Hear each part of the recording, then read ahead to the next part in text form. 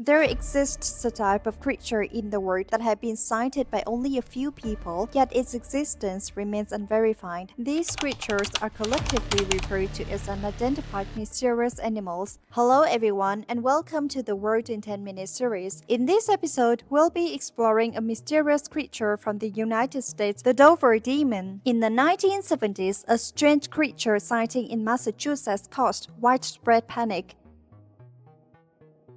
On the night of April 21, 1977, around 10 p.m., 17-year-old William Bartlett was driving near a farm in the town of Dover when he noticed a small humanoid figure crawling along a stone wall by the roadside. Initially, he thought it was just a pet or a farm animal. However, when he pointed his car's headlights at the figure, he realized it was something beyond his understanding.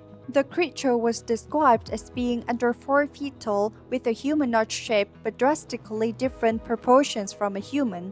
It had a head as large as a bucket, a thin emaciated body, long slender limbs with curved fingers and no hair.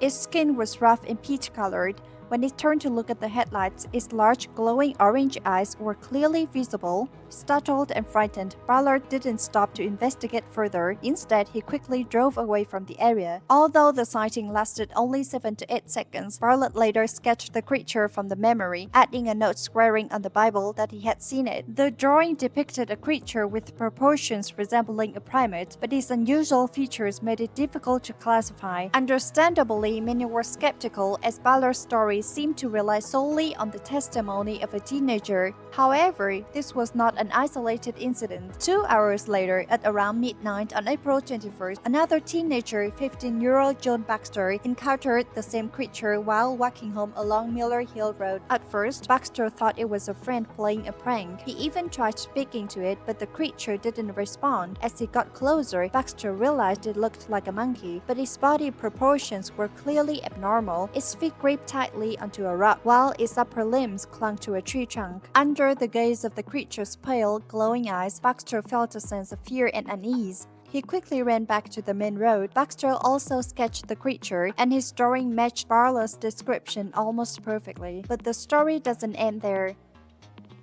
The third sighting of the Dover Demon occurred the following day on April 22, 1977. 15-year-old Abby Braham and 18-year-old Will Tanner were driving along Springdale Avenue when they encountered the creature crossing the road. Braham described it as having a large oval-shaped head, thin elongated limbs, and glowing round eyes. Tanner, who caught only a brief glimpse, mentioned that the creature had a large head and a brownish body. These 3 sightings are the only recorded encounters with the Dover Demon.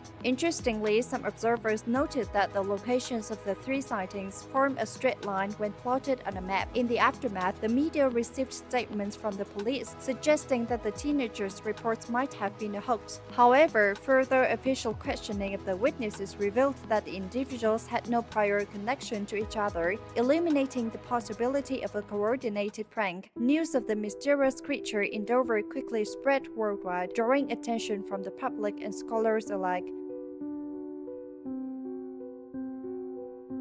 Renowned cryptozoologist Lauren Coleman led the first investigation into the creature and coined the name Dover Demon. Coleman theorized that the Dover Demon may have appeared before, but people had never taken it seriously. During his field research, he discovered rumors dating back to the early 1970s when students at Sorbonne High School claimed to have seen strange, small creatures in the woods.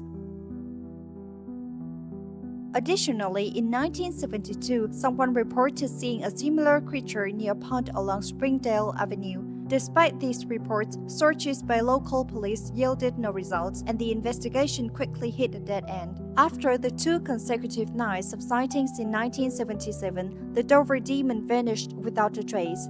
Countless adventurers and scholars scoured the area in the following years, but no further sightings were reported. This absence of evidence led many to question whether the creature truly existed.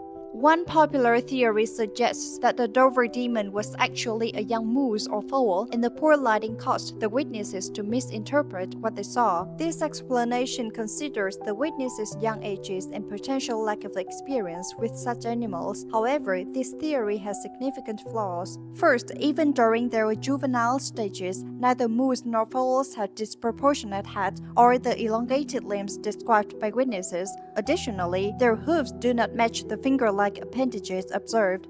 Second, in 2006 interview, William Bartlett, the first witness, stated that he was very clear about what he had seen. He emphasized that he was a serious person who would never fabricate such a story. At the time of the interview, Bartlett was 46 years old and a respected artist, suggesting he had the majority and credibility to support his claims.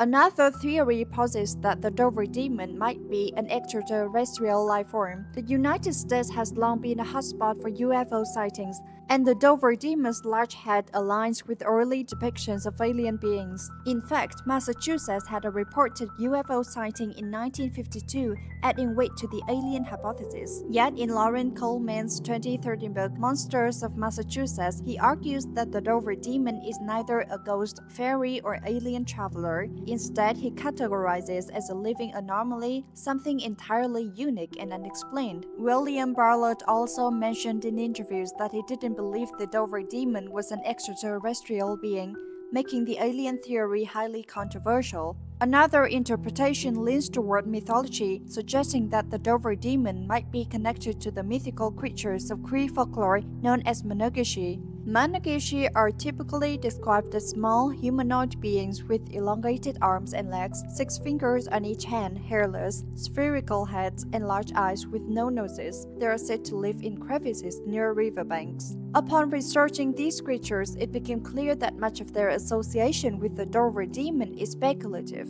Over time, both illustrations and descriptions of Managishi have been shaped to resemble the Dover demon. However, in traditional Cree folklore, Managishi are often depicted as hairy, clothed dwarfs, essentially the opposite of the Dover demon. They are not described as having glowing eyes or 6 fingers. Aside from the Managishi, there is another Massachusetts legend about a group of small humanoids known as the Pukwudgie, which translates to little white men. These beings are said to be Native American mythical creatures, resembling primitive humans with intelligence and hostility toward people. They are described as being 2 to 3 feet tall, with gray skin, large ears and fingers, and the ability to use magic. Some accounts even claim that they have porcupine-like quills on their backs. Both the Managishi and the Pukwudgie lack concrete evidence, existing only through oral traditions and folklore.